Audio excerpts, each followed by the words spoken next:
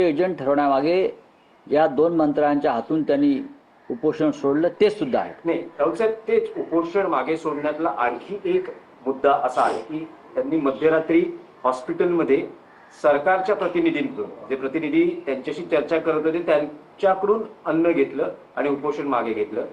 तुमचं असं म्हणणं आहे का की आंदोलनाच्या व्यासपीठावर जिथे उपोषण सुरू झालं होतं तिथेच आंदोलकांच्या समक्ष हे उपोषण आंदोलन जर मागे घेतलं असतं सोनम वांगचुक यांनी तर आणखी बरं झालं असतं? एक लक्षात घ्या, जंतर मंतरला ज्या मंचावरून वांगचुक यांना फरफटत नेलं, ज्या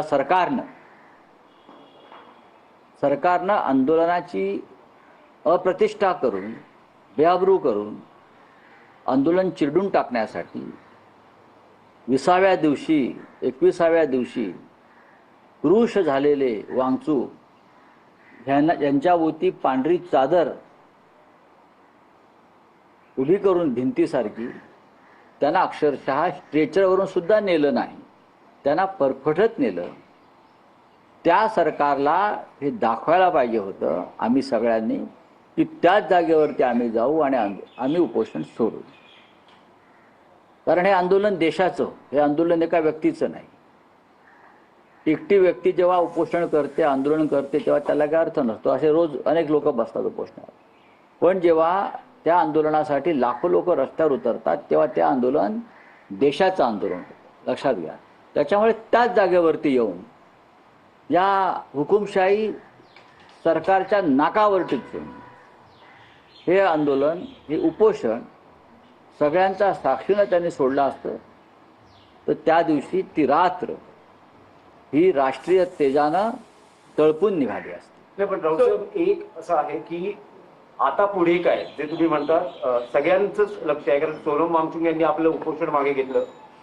हे आंदोलन धर्मेंद्र प्रधान यांचा राजीनामा घेऊनच थांबेल? नाही, हे बघा, अण्णा हजारे यांचं उपोषण संपलं, त्यानंतर अण्णा हजारेही संपले.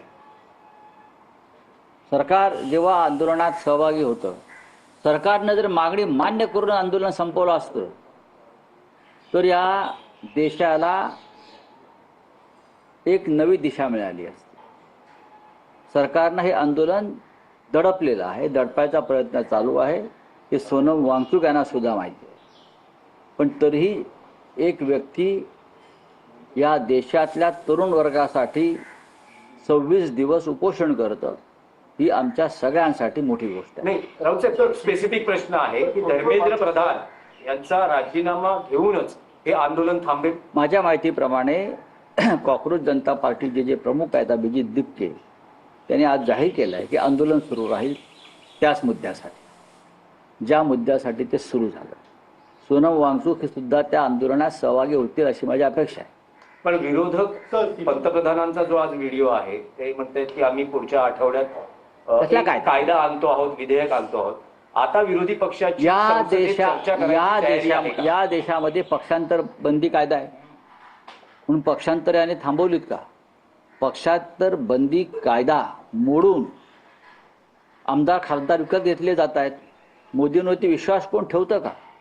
तुम्ही पण ठेवू नका मोदींवरती विश्वास, अजिबात ठेवू नका, बर्बाद व्हाल.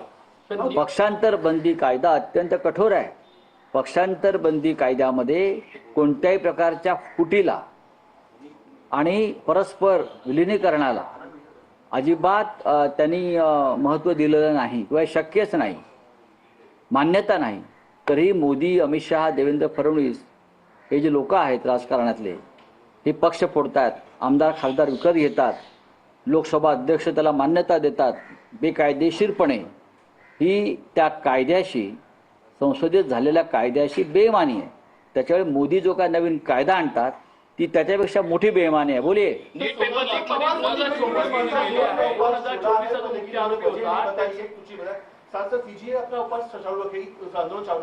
बात ऐसी है, सोनम वांगचुक जी 26 दिन से अनशन पर बैठे थे.